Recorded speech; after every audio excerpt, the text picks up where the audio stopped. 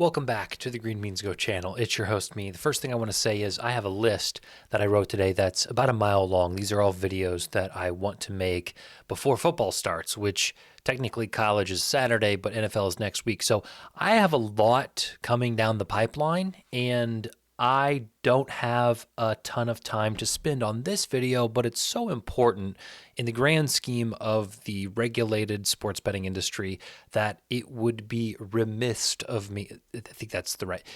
I need to do it. I need to talk about this. And my wife is currently downstairs making the dinner, and she said 10 minutes. And I said, like, are we talking over under 10 minutes? Like, set the line, darling. Like, are we talking like 12 and a half?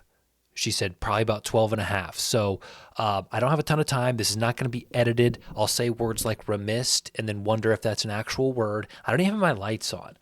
We'll turn them on. We'll turn them half.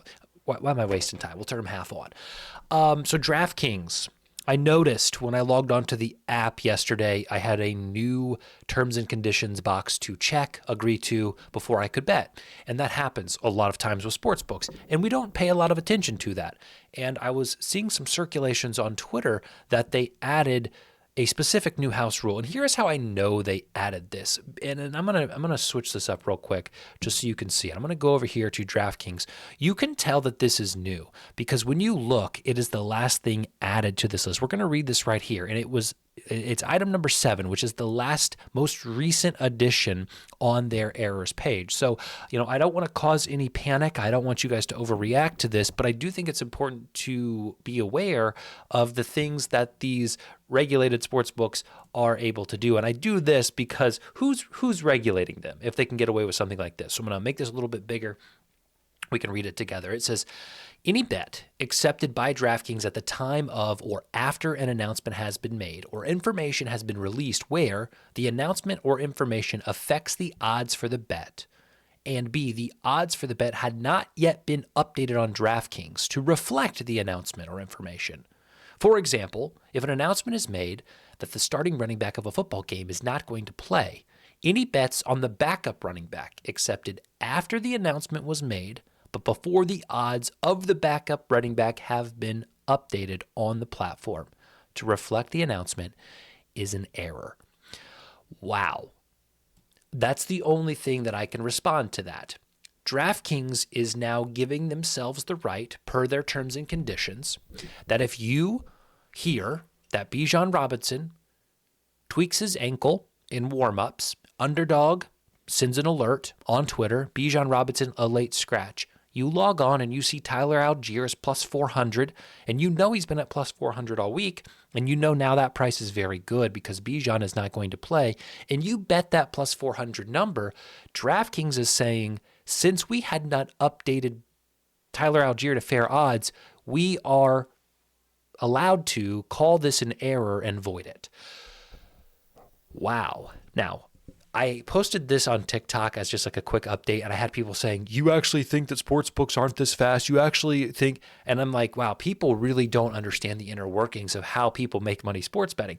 This is huge. And this was oftentimes how I made a lot of my money when I was a professional sports bettor and thus got limited. So, you can make the argument that, well, if you're doing this type of betting, you're going to get limited anyway. So it's kind of a zero-sum game.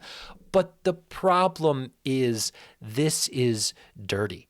This should be illegal. And I have heard people say, hey, look, gaming regulators, the gaming institutions by state are not going to let this slide. There is a fight to be had depending on the state that you're in. And of course, some states' gaming commissions are stronger and go harder on the books than others. So that's a whole other mess that it depends where you live. It depends on your zip code if this applies to you. Now, the other thing is, will they follow through with this? This is ridiculous. I can't believe you guys have let me sit here with half these lights on. I mean, what are we doing? Of course, we got the other. There we go. Will they do this? Will they follow through with this? I don't know. I would hope not, but what they're saying is they can follow through with it. Now, how much of a slippery slope is this?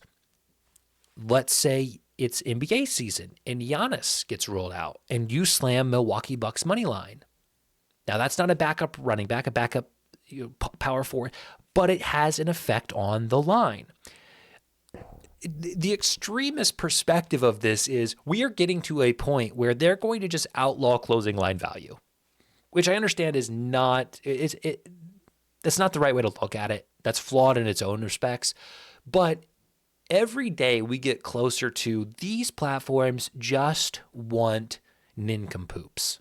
They just want recreational bettors, and they just want to rip off anybody that they can wherever they can.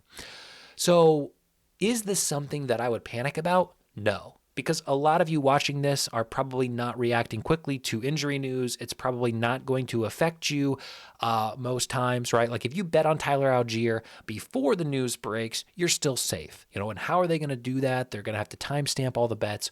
It's a mess. The bottom line is this protection tells me that they are willing to potentially rip people off. The next thing on here, and I don't know if this is new either, but I haven't never seen it before, and it relates to syndicate betting. So syndicate betting means an act or a series of acts in which customers work together to place bets or bets, including to but not limited to parlays, events, et cetera, et cetera. So it's also fascinating that they are going to potentially have at least the power to void syndicate bets, which makes me laugh. Like I can't even say it with a straight face. So a betting syndicate is just a group of individuals who come together and try to get down as much money as they can across all different accounts. And, call it what you want to, but that's how the industry operates. Because when people get limited and they can't bet the money they want to themselves, they have to go out and get partners and get people. So if DraftKing's determines that a syndicate or a large group of people all working under the same umbrella go in and bet a certain bet, they have the ability to deem it syndicate action, and then potentially void it on the grounds that, they're operating against DraftKings terms of service. What times we're living in. I